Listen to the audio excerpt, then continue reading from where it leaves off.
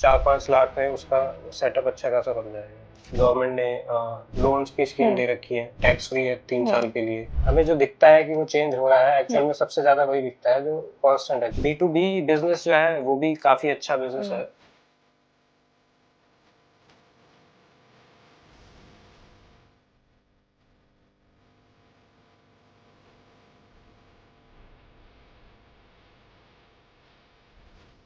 नमस्कार, आदाब, सत श्री अकाल। दिस इज किरण और इस वक्त मैं आ चुके हैं नोएडा 65 में।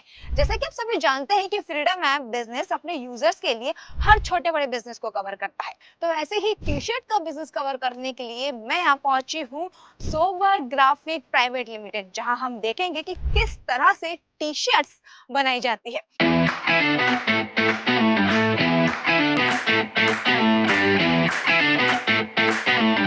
वेलकम राहुल। हेलो। तो राहुल, ये जब मैंने देखा हुआ काफी हमने ह्यूज लेवल पे सारी चीजें मैनेज करके रखी हुई है, लेकिन टी शर्ट का ही बिजनेस क्यों? एक्चुअली टी शर्ट क्या है कि कॉलेज से हमने ये शुरू किया था। कॉलेज में हर फेस्ट में हर क्लब को एक टी शर्ट, अलग अलग तरीके की टी शर्ट चाहिए। जैसे लिटरेरी सोसाइटी है, फोटोग्राफिक सोसाइटी है, या कोई कॉलेज का फेस्ट है, तो हर फेस्ट में अपनी एक पर्टिकुलर टी शर्ट का अपना डिजाइन होता है जो लोग सारे लोग पहनते हैं। तो वहाँ से ये हमें आइडिया आया था, तब से हम लोग टी शर्ट्स में तब हमने एंट्री की। पर टी शर्ट मैन्युफैक्चर यहीं से ही, तो उसके पीछे का क्या रीजन नहीं, था? तब हम लोग मैन्युफैक्चरिंग नहीं करते अच्छा। थे। तब तो हम लोग केवल आउटसोर्स करते थे। हमने तिरुपुर से, लुधियाना से, यहाँ से हम लोग पहले आउटसोर्स करके फिर हम लोग डिस्ट्रीब्यूट करते थे। बट हाँ, उसके बाद हमने 2018 से ये मैन्युफैक्चरिंग शुरू की। तो अगर हम देखें कि हम जब आउटसोर्स कर रहे हैं और मैन्युफैक्चर कर रहे हैं, दोनों में सबसे ज्यादा प्रॉफिट और अगर मार्जिन देखें तो किसमें? नहीं, मैन्युफैक्चरिंग में आप बहुत सारी चीजें कंट्रोल कर सकते हो। अच्छा। आउटसोर्स में तो ये है कि आपके पास कोई ऑर्डर है तो आप अपना एक मार्जिन रख के उसको आगे सेल कर सकते हो, लेकिन आप बहुत सारी चीजें नहीं कर सकते आउटसोर्स में। जैसे क्वालिटी कंट्रोल हो गया, प्राइस कंट्रोल हो गया, ठीक है। और बल्क में अगर आपको बहुत सारा कुछ करना है तो भी आपको मैन्युफैक्चरिंग यूनिट ज्यादा प्रॉफिटेबल रहेगी। जी। तो राहुल, जैसे कि मैं देखती हूँ, अगर हम इस तरह के बिजनेस में आते हैं, टी शर्ट का तो ऐसा हर दिन फैशन चेंज होता है, आप उसे कैसे मैनेज करते हैं? चलिए मैं आपको अंदर बैठते हैं, वहाँ पे दिखाते हैं।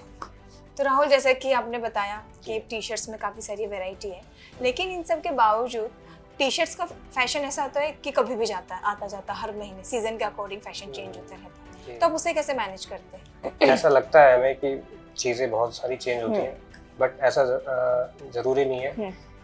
हमें जो दिखता है कि वो चेंज हो रहा है, एक्चुअल में सबसे ज़्यादा वही दिखता है जो कांस्टेंट है। जैसे बेसिक टी शर्ट्स हैं, ये सबसे ज़्यादा बिकती है। ओके। इसका सीजन कभी नहीं जाता है। तो हम लोग फोकस करते हैं उन्हीं चीज़ों पे जो थोड़ा ज़्यादा टाइम तक चले। हम लोग हर सीजन में, हर महीने नहीं चेंज करते हैं। हम एक साल में या 6 महीने में हम लोग अपना फैशन को जो है रिवैम्प करते हैं। अपने स्टाइल्स को, डिज़ाइंस को हम लोग एक बार दोबारा से चेक करके नई चीज़ें लेके आते हैं। तो जैसे कि अभी हमारे जो यूजर्स देख रहे हैं, तो कहीं ना कहीं उनके दिमाग में भी ये सारी चीजें रहती है कि अगर हम टी शर्ट के बिजनेस में गए, स्पेशली फीमेल के, अगर हम लड़कियों के टॉप्स में जाते हैं तो वो हर दिन चेंज होते रहते हैं, फिर रॉ मटेरियल रह जाता है। अगर हम ऑनलाइन जाते हैं तो कभी कभी रिटर्न आ जाते हैं, तो उसको फिर कैसे मैनेज करते हैं? देखिए, अगर आप ई कॉमर्स में जाओगे तो रिटर्न्स तो सबसे मेजर इशू रिटर्न्स का ही है। तो रिटर्न्स के लिए हमारी टीम है, रीचेकिंग करती है, उसके बाद उनको दोबारा से पैक करके उसको दोबारा भेजा जाता है। अगर कोई चीज़ डिफेक्टिव है या कस्टमर ने गलत रिटर्न किया है तो फिर हम लोग उसको सरप्लस में निकालते हैं। अच्छा। जो कि हमारा मेजर लॉस का रीजन भी होता है। तो मतलब अभी जो भी ई कॉमर्स इंडस्ट्री में घुसना चाहते हैं तो उनको इन सब चीज़ों का बड़ा प्रिकॉशन लेना पड़ेगा। हाँ, नहीं, देखो, कस्टमर को मेरे ख्याल से तभी ऑर्डर करना चाहिए जब वो श्योर है, और बेमतलब का रिटर्न नहीं करना चाहिए। जैसे अगर उसको लगता है कि हाँ, उसको ये अच्छा लग रहा है, बट उसने ऐसा ही ऑर्डर कर दिया कि 4 एक साथ कर देते हैं, देखते हैं कौन सा हम पे सूट करेगा, तो मोस्टली, लेकिन कस्टमर की भी गलती नहीं है, उसको अभी पता नहीं है कि अगर वो रिटर्न करता है तो जो सेलर है उस पर क्या फर्क पड़ेगा। लेकिन ऐसा कस्टमर को नहीं करना चाहिए, क्योंकि सेलर को हर रिटर्न ऑर्डर पे बहुत अच्छा खासा लॉस होता है। कस्टमर जो उस प्रोडक्ट के प्राइस होता है उससे भी ज़्यादा लॉस कई बार हो जाता है उसको। ओके। तो राहुल, जैसे कि हमने पहले जाना, अभी आप सिर्फ मैन्युफैक्चर का आपका अच्छा खासा बिजनेस चल रहा है, ये आप रिटेल को भी सेल करते हैं या फिर आप सिर्फ ऑनलाइन बिजनेस? नहीं, जब हमने शुरू किया था तब हम B2B भी कर रहे थे, B2C भी कर रहे थे, और D2C शुरू किया था हमने। बट जैसे जैसे हम लोग ने इस बिजनेस में अपना टाइम किया, हमें एक्सपीरियंस से ये पता चला कि आज का टाइम जो है वो D2C का है। तो बेसिकली आज के डेट में सारे लोग ऑनलाइन शॉपिंग करना ज़्यादा प्रेफर करते हैं। ऑफलाइन भी चल रहा है बट हल्के हल्के ऑनलाइन की तरफ ज़्यादा जा रहे हैं लोग। अच्छा। तो और प्लस हम लोग नई जनरेशन है, तो जो ऑफलाइन बिजनेस है वो तो ट्रेडिशनल वे ऑफ बिजनेस हो गया। तो वो हम लोग ने ट्राई किया था बट फिर हम लोगों को शिफ्ट करना पड़ गया पूरा D2C में। अच्छा, तो आप ये बोलना चाहेंगे कि जितने भी यूजर्स हमारे अभी इस वक्त देख रहे हैं उस बिजनेस में जा रहे हैं तो प्रेफर करें कि अगर वो डायरेक्ट ऑनलाइन ई-कॉमर्स में जाते हैं तो? नहीं, ऑफलाइन बिजनेस भी अच्छा है बट हम लोग ने जब इतनी पढ़ाई करी और आज की जनरेशन में टेक्निकल चीजें हम लोग जब जान रहे हैं तो मेरे ख्याल से हम लोग को ऑनलाइन ज्यादा प्रेफर करना चाहिए। ऑनलाइन ज्यादा, तो मतलब अभी हम जो देख रहे हैं ये बिजनेस सिर्फ उन्हीं के लिए जो यूथ देख रहा है, जो फैमिली का जिनका चलता है ना उनका बिजनेस वेल एंड गुड है, लेकिन आप एक स्टेप आगे बढ़ सकते हैं। जी बिल्कुल, है ना, एक स्टेप अगर आगे बढ़ते हैं तो फिर आप टेक्नोलॉजी जैसे जैसे ग्रो कर रही है आगे यही बिजनेस ज्यादा ग्रो करेगा ऑफलाइन से ज्यादा। जी राहुल, जैसे कि अभी हमारे अगर यूजर्स ये सब देख रहे हैं वीडियोस, तो आप क्या सजेशन देना चाहेंगे, किस तरह बिजनेस वो एंट्री करें? तो बेसिकली इसमें दो चीजें हैं, एक तो है स्टिचिंग मैन्युफैक्चरिंग जिसको बोलेंगे, दूसरा है प्रिंटिंग। तो अगर उसके पास इन्वेस्टमेंट है ठीक ठाक तब तो वो ऑल इन जा सकता है, मतलब अपनी स्टिचिंग यूनिट भी लगा सकता है, प्रिंटिंग यूनिट भी लगा सकता है। तो उसके लिए एटलीस्ट उसको चाहिए होंगे 20 लाख। 20 लाख, हाँ 20 लाख में वो क्या करेगा कि 10-12 लाख की स्टिचिंग का यूनिट लग जाएगा, उसके अंदर आराम से उसके पास 20 मशीन्स आ जाएंगी। ओके। और उसके बाद प्रिंटिंग के लिए उसके पास 3-4 मशीन्स और हो जाएंगी, हीट प्रेस मशीन बोलते हैं उसको। तो ये सारी चीज़ें प्लस उसका स्टॉक रॉ मटेरियल हो गया, तो ये 20-1 लाख रुपए में जो है वो अपना stitching unit plus printing unit लगा सकता है। और अगर हम सिर्फ टी शर्ट की बात करेंगे, मिनिमम जो रहेगा, ये आपने काफ़ी, जैसे कि आपकी फैक्ट्री है ह्यूज लेवल पे आपने बताया, अगर हम मिनिमम की शुरुआत करें तो वो मिनिमम हम कितने से स्टार्ट कर सकते हैं? अच्छा, मिनिमम अगर किसी को करना है तो वो इनिशियली क्या कर सकता है कि वो अपना स्टॉक आउटसोर्स कर सकता है।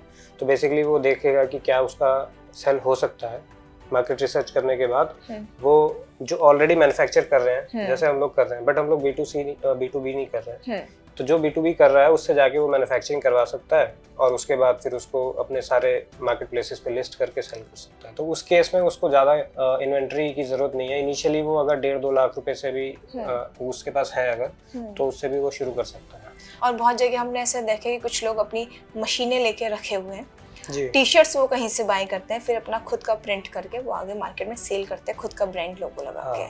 तो इस तरीके के बिजनेस में हम कितना इन्वेस्ट करेंगे? इनिशियली हमने भी ऐसे ही शुरू किया था। अच्छा। हमने स्टिचिंग यूनिट बाद में लगाई है। पहले हम लोग प्लेन टी शर्ट्स लेते थे और प्रिंटिंग यूनिट हमने केवल लगा दी थी। अच्छा। तो उसमें प्रिंटिंग केवल मशीन अगर देखोगे आप तो 2-2.5 लाख में उसका पूरा सेटअप हो जाएगा। अच्छा। प्लस थोड़ा बहुत जो उसको रॉ मटेरियल चाहिए होगा तो 4-5 लाख में उसका सेटअप अच्छा खासा बन जाएगा। तो अब अगर हम ये देखें कि रॉ मटेरियल में हमें किन किन चीज़ों की सबसे ज़्यादा ज़रूरत पड़ती है? रॉ मटेरियल में तो प्लेन टी शर्ट्स, या अगर वो स्वेट शर्ट्स या हुडीज कर रहा है तो उसको प्लेन स्वेट शर्ट्स या हुडीज चाहिए होंगी।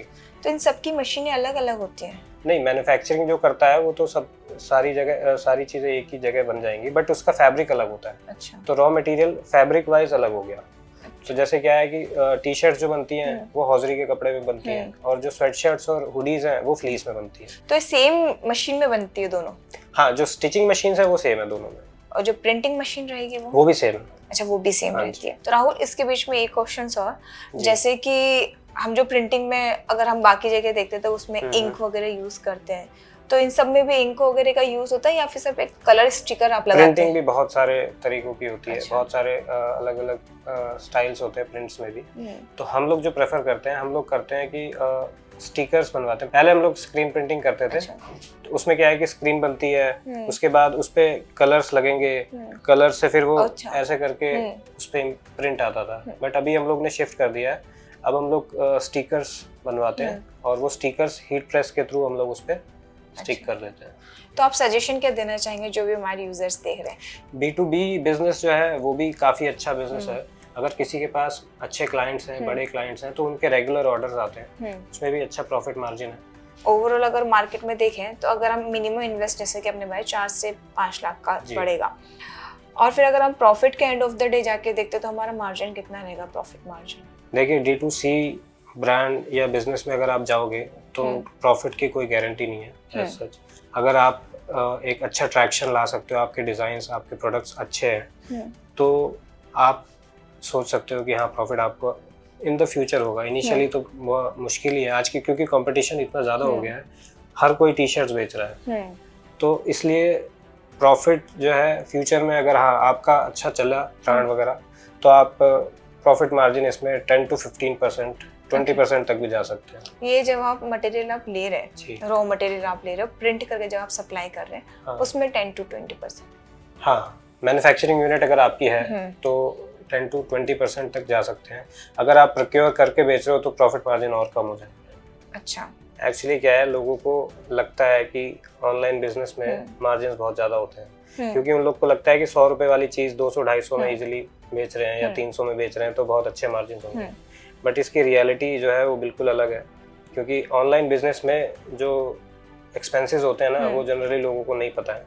जैसे हम लोग की जो टी शर्ट्स है, हम लोग अपनी फैशन एंड यूथ ब्रांड से जो बेचते हैं, 350 की टी शर्ट बेचते हैं हम, जो उसमें हम प्रमोशंस भी करने पड़ते हैं, तो ऑन एन एवरेज वो 299 में हम लोग बेचते हैं। अच्छा। तो कोई अगर टी शर्ट हम लोग 300 की रेंज में बेच रहे हैं फ्लिपकार्ट पे, तो फ्लिपकार्ट हमें क्या पे आउट कर रहा है, अच्छा, ये लोगों को नहीं पता है। अच्छा। तो हमारे हाथ में केवल 170-80 रुपए आते हैं। अच्छा, ओके। हाँ, तो फ्लिपकार्ट के इसमें कितना परसेंट? बाकी मार्जिन जो है उसमें लॉजिस्टिक्स इंक्लूड हो गया। अच्छा। जो 130 रुपीज फ्लिपकार्ट कट कर रहा है, लॉजिस्टिक्स हो गया, उसका कैश हैंडलिंग चार्जेस हो गए, उसके बाद जो उसका मार्केट प्लेस का कमीशन है, जो उसने प्लेटफॉर्म इतना बड़ा दे रखा है, तो उसकी मेंटेनेंस, तो बेसिकली वो सारी चीज़ें काटने के बाद हमारे पास केवल 170 रुपये आते हैं 300 रुपये वाली टी शर्ट में। उसके बाद अगर कस्टमर रिटर्न कर देता है, जैसे जो ऑर्डर्स डिलीवर हुए, आपके पास कोई ऑर्डर आया तो कस्टमर क्या करता है, चेक करता है, उसको पसंद आया, अच्छा लग रहा है या नहीं लग रहा है। अगर वो बाय चांस रिटर्न करता है उसको, तो पर ऑर्डर हमें 140 रुपीज़ का लॉस होता है। ओके। तो इस सभी के साथ ही सब सारे जितने भी कॉमर्स इंडस्ट्री में बिजनेस दूर से देखने में बहुत अच्छा लगता है, बट एक्चुअल में उसमें उतने मार्जिन्स है नहीं जितना लोगों को लगता है। तो वो रिटर्न सबसे बड़ा रीजन है जो हम लोग को लॉस होता है। अच्छा, तो जो भी अगर हमारे यूजर्स अगर इस वक्त देख रहे हैं, आप क्या क्या चीजें बताएं कि उनको अपना बिजनेस शुरू करने से पहले किन किन चीजों का ध्यान रखना चाहिए? पहले तो उसको अपनी R&D जरूर करनी चाहिए, उसको कैलकुलेशंस पहले कर लेनी चाहिए कि क्या रेट में वो बेचेगा, उसके बाद उसको कितना पे आउट आएगा, कितने रिटर्न उसके हो सकते हैं, जो मार्केट रिटर्न परसेंटेज चल रहा है एटलीस्ट उतना तो उसको लेके चलना चाहिए। उसके बाद अगर वो रिटर्न्स आते हैं या उसके पास डेड स्टॉक बचता है तो उसको कहाँ रीसेल करेगा, क्योंकि ये सारी चीजें होने वाली हैं। इस बिजनेस में डेड स्टॉक भी बहुत सारा होगा, रिटर्न्स भी बहुत आएंगे, और बहुत सारे डिजाइन्स ऐसे होंगे जो आपको लगता है कि बहुत अच्छे चलेंगे बट वो सेल ही नहीं होगा। तो राहुल, ये जानना कोई टिप्स आपकी हमारे यूजर्स के लिए जो इस वक्त देख रहे हैं और उनके दिमाग में प्लान चल रहा है कि या वो मैन्युफैक्चरिंग कंपनी खोलें या फिर टी शर्ट्स और ऑनलाइन में अपना बिजनेस ग्रो करें? देखिए, सबसे जरूरी तो होता है क्वालिटी। अगर आपकी क्वालिटी अच्छी है तो आपका प्रोडक्ट मतलब रिटर्न नहीं होंगे। तो क्वालिटी, प्राइस पॉइंट, मार्केट बहुत कॉम्पिटिटिव है इस टाइम पे, प्राइस पॉइंट एकदम बाकी अपने कंपेटिटर्स से या तो थोड़े कम हो या उनके बराबर हो, बहुत ज़्यादा प्राइस पॉइंट पे नहीं बिक सकता। बाकी ये है कि नए डिज़ाइंस जो मार्केट में ट्रेंड कर रहा है, वो सारी चीज़ें, अगर कोई चीज़ ट्रेंड कर रही है तो वो अगर एक बंदा बेच रहा है तो आप ये मत समझो कि वो तो ये ऑलरेडी इतने सारे लोग बेच रहे हैं तो हम क्या बेचेंगे। जो चीज़ चल रही है ना वही बिकेगी। अगर उसको 10 सेलर बेच रहे हैं तो 10 और भी बेचेंगे तब भी वही बिकेगा, क्योंकि ट्रेंडिंग चीज़ ही बिकती है। जो आज के टाइम पे स्टार्टअप का बड़ा चलन है, तो हर कोई किसी न किसी नए स्टार्टअप में जाना चाहता है, प्रेफर वो जॉब के अकॉर्डिंग वो स्टार्टअप में कर रहे हैं। उनके लिए क्या सजेशन है, किस तरह से वो स्टार्टअप अपना शुरू कर सकते हैं?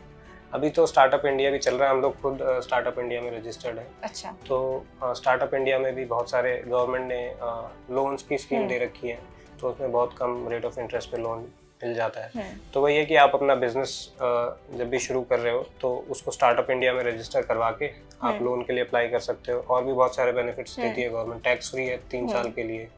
और भी ये सारी चीज़ें हैं। जैसे कि ऑनलाइन रजिस्ट्रेशन कराना होता है जी, इसके लिए क्या क्या चीज़ें हमें अप्लाई करनी होती है, कौन कौन से सर्टिफिकेट हमें चाहिए अपनी कंपनी के लिए? सबसे पहले तो बिजनेस आप कोई भी रजिस्टर करोगे तो आप प्रोप्राइटरशिप या पार्टनरशिप या प्राइवेट लिमिटेड फर्म जो भी खोलते हो, तो सबसे पहली चीज़ तो जीएसटी सर्टिफिकेट हो गया। उसके बाद आप उद्यम सर्टिफिकेट जो एमएसएमई सर्टिफिकेट है उसके अंदर आप रजिस्टर कर सकते हो, गवर्नमेंट की स्कीम है एमएसएमई। उसके अलावा आपको बैंक अकाउंट खुलवाना पड़ेगा। और सबसे मेन चीज़ है कि अगर आप अपनी ब्रांड फ्यूचर में एक ब्रांड बिल्ड करना चाह रहे हो तो आप सबसे पहले तो ट्रेडमार्क करा लीजिए अपनी ब्रांड, वो बहुत ज़रूरी है। तो क्योंकि क्या है कि बाकी लोग फिर आप अगर ग्रो कर जाते हो तो बाकी लोग फिर आपका नाम कॉपी ना करें।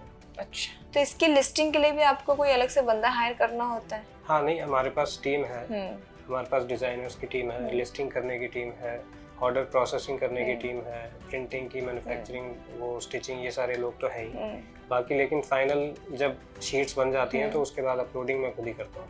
जैसे कि अपने टी शर्ट को कोई भी नया डिजाइन आता है उसको अपलोड करने के पीछे की क्या प्रोसेस रहती है? उसकी पहले तो शूट्स होते हैं, पहले हम लोग डिजाइन फाइनलाइज करते हैं कि यहाँ कौन कौन से प्रिंट्स हम करेंगे। उसके बाद फिर उसका मॉकअप बनते हैं, तो शूट्स के थ्रू भी बन सकते हैं। आजकल एआई में फोटोशॉप को यूज करके हम एआई के थ्रू भी बना सकते हैं। तो अभी हम लोग उसके बाद उसके मॉकअप्स बनते हैं। मॉकअप्स बनने के बाद फिर उसकी शीट्स बनती हैं। जैसे हर प्लेटफॉर्म की अलग अलग शीट्स होती हैं, फ्लिपकार्ट की, अमेजन की लिस्टिंग सबकी अलग अलग तरीके से होती है। तो उनकी शीट्स प्रिपेयर करके उसके बाद फिर हम लोग उसको पोर्टल पे अपलोड कर देते हैं। फिर क्वालिटी चेक्स होते हैं, उनके सब पोर्टल्स के अलग अलग प्रोसेस हैं। उसके बाद फाइनली जब वो अपलोड हो जाती है तो उसके बाद फिर उसकी प्राइसिंग और इन्वेंट्री हम लोग मैनेज करते हैं। हम जब भी ये सब चीज़ें देते हैं तो रेटिंग का बड़ा इफेक्ट पड़ता है। हाँ। कभी कभी ऐसा होता है कि क्वालिटी तो अच्छी है लेकिन उसकी रेटिंग कम होती है, और कभी ऐसा होता है कि रेटिंग बहुत अच्छी है लेकिन जब प्रोडक्ट मंगाए तो बहुत ही ज़्यादा ख़राब निकलता है। हाँ। तो उस सिनेरियो में फिर आप किस तरह से चीज़ों को मैनेज करते हैं? क्योंकि आपका प्रोडक्ट अच्छा है लेकिन आपको किसी ने रेटिंग वन दे दी, आप रेटिंग जाके चेंज नहीं कर सकते। नहीं, ये तो है ही। देखो, अगर आपका प्रोडक्ट अच्छा होगा तभी आप इस गेम में आगे कर सकते हो। क्योंकि रेटिंग आज की डेट में आप खुद भी अगर शॉपिंग करोगे तो सबसे पहले क्या देखोगे कि बाकी लोगों ने इस पे क्या कमेंट किए हुए।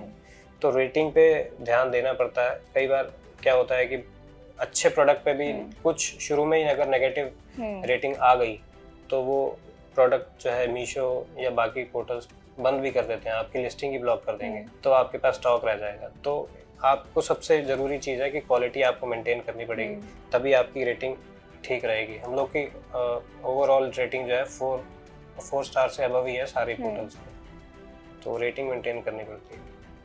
तो एक चीज़ और जानना चाहेंगे, मतलब अगर जो भी हमारे यूजर्स हमें देख रहे हैं, रेटिंग पे सबसे ज़्यादा ध्यान दिया जाए, क्योंकि अगर जो दिखेगा वो बिकेगा।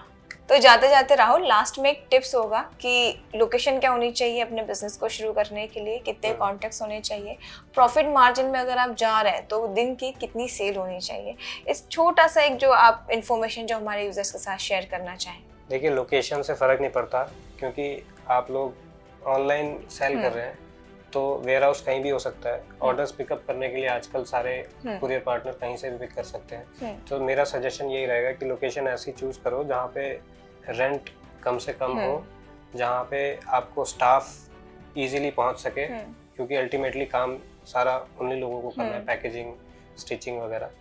उसके अलावा लोकेशन आपकी ऐसी होनी चाहिए एक्सेसिबल सारे स्टाफ के लिए, और आपको ये देखना पड़ेगा कि जो आपके फिक्स्ड एक्सपेंसेस हैं, जैसे कि आपका रेंट हो गया, सैलरी हो गई, इलेक्ट्रिसिटी बिल हो गया, तो ये सारी चीज़ें इतनी होनी चाहिए कि आपके पर ऑर्डर वॉल्यूम के हिसाब से आपको लॉस ना हो।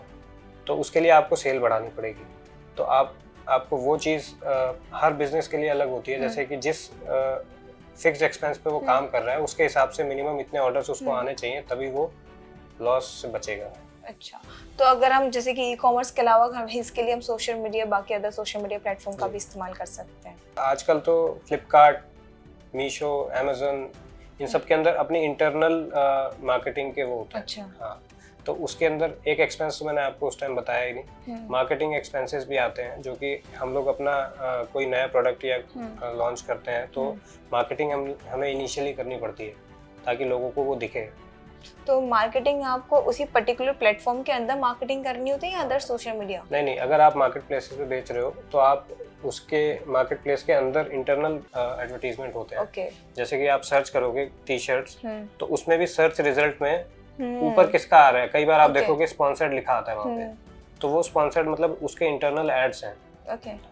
तो आपका प्रोडक्ट ऊपर दिखाएगा, उसके लिए आप उसको पे कर रहे हो, मार्केटिंग स्पेंड कर रहे हो, ताकि वो कभी कभी आपको दिखते हैं बैनर एड्स दिखते हैं, ठीक है, और सर्च करने पे आपको रिजल्ट दिखते हैं, किसी का ऊपर आता है, तो वो सारी चीजें जो है मार्केटिंग स्पेंड्स करने पड़ते हैं। तो चलिए, बहुत अच्छा लगा राहुल ये सारी चीज़ें जान के। जैसे कि राहुल ने बताया कि कैसे आप टी शर्ट मैन्युफैक्चरिंग में और प्रिंटिंग में अपना बिजनेस शुरू कर सकते हैं। उम्मीद है आपको ये वीडियो पसंद आई होगी। अगर वीडियो पसंद आई है तो चैनल का सब्सक्राइब, और अगर आप हमें इंस्टाग्राम पर देख रहे हैं तो हमें फॉलो ज़रूर करिएगा। ऐसे ही टी शर्ट से रिलेटेड अगर आपको कोई और इन्फॉर्मेशन चाहिए तो आप हमें कमेंट करके पूछ सकते हैं, हम आपके सभी सवालों का जवाब ज़रूर देंगे।